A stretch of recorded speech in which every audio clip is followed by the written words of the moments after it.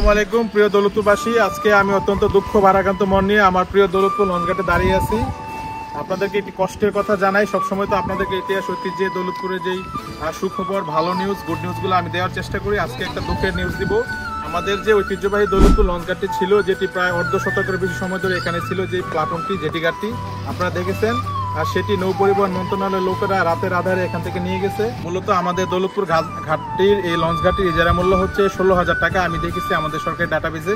কিন্তু এখানকার যে ইজারাদার ছিল ইসমাইল, সে নিয়মিত ইজারা পরিশোধ করতো না। এই জন্য হয়তো তারা ত্যক্ত বিরক্ত হয়ে কোনো নোটিশ না দিয়ে নিয়ে গেছে। কিন্তু আগে তো এরকম ডাকডোর পেটিয়ে নোটিশ আনা হতো, বা এটার যে ঘাটের যে মূল্য সেটা ইয়ে করা হতো। কিন্তু এবার কোনো কিছু না জানিয়ে তারা রাতের আধারে এই জেটিঘাটটি নিয়ে গেছে, যার ফলে আমরা নারায়ণগঞ্জ থেকে রামচন্দ্রপুর উঠে যে লঞ্চ চলাচল করে, দুটি লঞ্চ, একটি রামচন্দ্রপুর থেকে আসে আর একটি নারায়ণগঞ্জ থেকে ছেড়ে আসে, আর দুটি একটিও এখানে ভিড়ে না, একেবারে খালি, শুনশান নীরব, একেবারে দেখতে পাচ্ছেন খালি হয়ে আছে, একেবারে শূন্য হয়ে আছে। আমাদের কাছে অনেক খারাপ লাগে যে এই লঞ্চ ঘাটটি আর নেই।